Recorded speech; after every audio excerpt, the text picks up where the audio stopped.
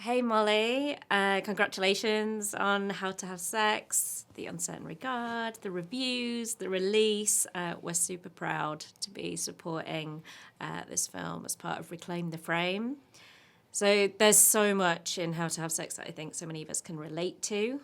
The partying, the peer pressure, the working out who we are. And I wonder if you could tell us where the story came from. Yeah, the story comes from like a culmination of holidays that I went on as a teenager.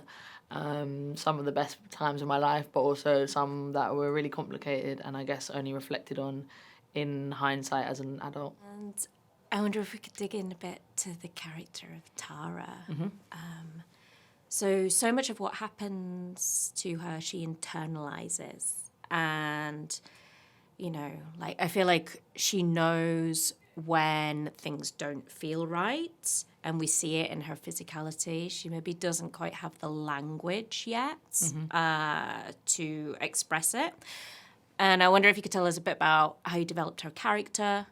I know you did some focus groups. I'd be really curious as to how they informed that, and also a bit about what you were looking for when you were casting for Tara. So I really wanted to not see the atypical victim on screen, someone who something really traumatic happens to and then that's it, their life is over or they're like weak for the rest of the time. It was about like finding someone resilient and funny, someone really who does get affected by things but she's like has the gift of the gab, and like although things are going like pretty bad in most areas, like she's failing her exams, she picks herself up and carries on and like tries to almost hide what's going on for her. And I think like so many of us when we were teenagers, we were sort of covering up what we were actually feeling. When Mia first taped for the role, she was like full of energy and laughter and like bubbly, but there was kind of like so much going on in her eyes and there was so much layers to it. So yeah, knew straight away that she was the one. Yeah, she's fantastic, Mia, McKenna-Bruce. And I know I understand that you did a couple of focus groups with young people, and I wonder what it was that kind of came out of those, maybe at what stage in the process you engaged with those young people and how they might have informed the film. So there was sort of a bit of a pushback from financiers that potentially the consent had been sort of covered as a topic, and like with sex education and with I May Destroy You, there was sort of a lot of content out at the time that was sort of covering that topic. So we went on these workshops and we went around the UK and spoke to 16, 17-year-old girls and 19 to 20-year-old boys, and we gave them scenes from the film, and very few of them recognised the scenes as assaults. And in fact, like people were like, oh yeah, I've been in that situation, and like not acknowledging it as an assault, or some girls standing up and being like, well, girls have to wear more clothes and they have to not get drunk and they have to protect themselves. And we were like, no, we should be able to go out and get drunk and not get assaulted, So as soon as we sort of like took the discovery back to the financiers, they were like, quick, go and make this film because it's really urgent. Also, I understood the title of the film, How to Have Sex, to be prompting a conversation about good sex that centres consent, but also that centres pleasure. And I wonder if you could speak to that and about kind of where the title came from and what you're hoping people to take from it. Yeah, the title was actually with us from the beginning. I think the film came from me reflecting on our experiences at that age and thinking that we had all learned how to have sex wrong, or like that we had this kind of warped idea of what it was. I think there's a distinct lack of information around female pleasure, and I think there's a lot of information around porn and stuff that is more violent, and I think therefore, because there's so much shame around the conversation, people look to these more violent places to get their information around sex, and I think that's always going to be problematic.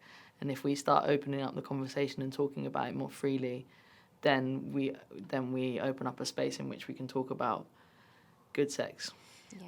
So moving on to the kind of like the craft of the film, there's a real distinctiveness to the look of it, particularly I think the colours that come through in all the night scenes, and so much of it is night scenes. And I wanted to, as a cinematographer yourself, could you tell us a bit more about like the kind of visual approach to the film? So we wanted to not light it too much. So we didn't want to, like, a lot of it is like real club lighting enhanced slightly, or, you know, but we chose a different color for each scene, and it was like meant to intensify as the film goes on. So the film was designed in two halves. Yeah. The first half's meant to be like kind of pink and flowy and bluey, like Disneyland vibe, and the second half is like it's only blue or it's only one color, and it's like really intense. Everything in the film is designed like that. So the production design gets messier and dirtier as the film goes on. The bass gets deeper and heavier and like darker. The crickets actually get faster in the background, like the noise of crickets. The costume gets more like, you know, messy, and so does the makeup and the sweat. And so I guess it's these two things. There's also like me, the production designer and the costume designer sat down and had this really great conversation about colour palette really early on. So like orange is danger, green is Skye's colour, and then when she puts the dress on Tara, it like becomes the pressure on her. Right. There's animals of prey sewed into Paddy's clothing, and like you don't really notice it that much, but when he puts his hand over her face at the end, you see like a scorpion on his ring. So there's all these like kind of hidden details in the film. Yeah, I particularly noticed that with the in the flat, like the apartment where they're staying, that it kind of gets messier and messier as things get darker and darker, and yeah, that's interesting that you kind of thought of it in two halves. Yeah, and then I guess the cinematography, you know, when she goes missing, it breaks into a new style, and these like hard zooms, and that was because we were like so close to her the whole time. Like, how do we exaggerate the fact that she's gone missing, and also which character would you follow? So instead, we kind of like decided to do these like really intense zooms. I came out of the film almost kind of wishing that I could like speak to my younger self. I wondered what, you know, having made this film, what you might say either to your younger self or to younger audiences watching the film now.